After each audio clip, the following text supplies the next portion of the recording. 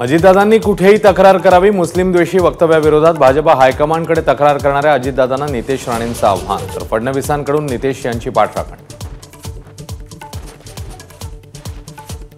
बेताल वक्तव्य करणाऱ्या नेत्यांचे अजितदादांनी कान टोचले. मर्यादा पाळण्याचा सल्ला. तर नाव न घेता संजय गायकवाड आणि अनिल बोंडेंवर निशाणा.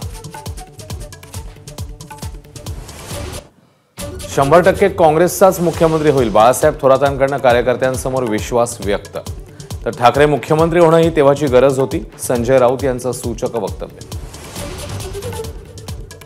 भाजप 160 जागांसाठी आग्रही राहणार. तर शिंदेंच्या शिवसेनेकडे 126 ते 128 जागांसाठी तयारी. अजितदादांची 70 जागांकरता डिमांड.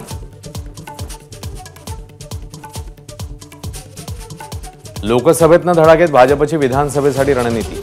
वेळेत उमेदवारी जाहीर करणार. तर तिकीट वाटपापूर्वी अँटी इन्कम्बन्सीची दक्षता घेणार.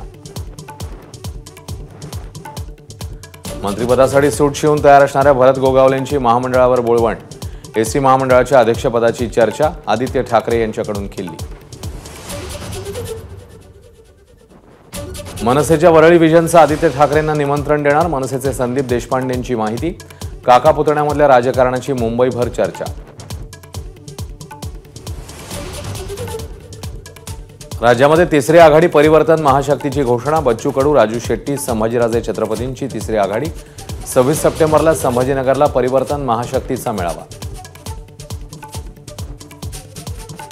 झिशान सिद्दीकींच्या कार्यकर्त्यांनी वर्षा गायकवाडांची पोस्टर्स फाडली. काँग्रेसचा आरोप. तर अनेक काँग्रेस नेते झिशान सिद्दीकींवर बरसले. काँग्रेसच्या भूमिकेमुळे पाकिस्तान खुश. नरेंद्र मोदींचा घणाघात. काश्मीरमधल्या कलम 370च्या मुद्द्यावर पाकिस्तान आणि काँग्रेस सोबत. पाकिस्तानच्या संरक्षण मंत्र्यांच्या वक्तव्यामुळे नवा वाद. दसऱ्याच्या मुहूर्तावर सिडकोच्या घरांची लॉटरी निघणार. वाशी, सानपाडा, जुईनगर, खांदेश्वर, नेरूळ रेल्वे स्थानकाशेजारी 40,000 घरांसाठी लॉटरी. ज्येष्ठ नागरिकांना मुंबई उच्च न्यायालयाचा दिलासा. ज्येष्ठांना मालडब्यातनं प्रवासाची मुभा. लोकलमध्ये स्वतंत्र डबा देण्याचे आदेश.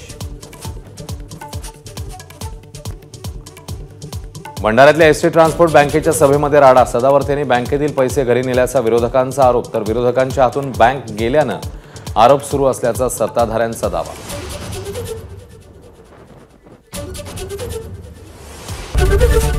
एबीपी माझा, उघडा डोळे बघा नीट.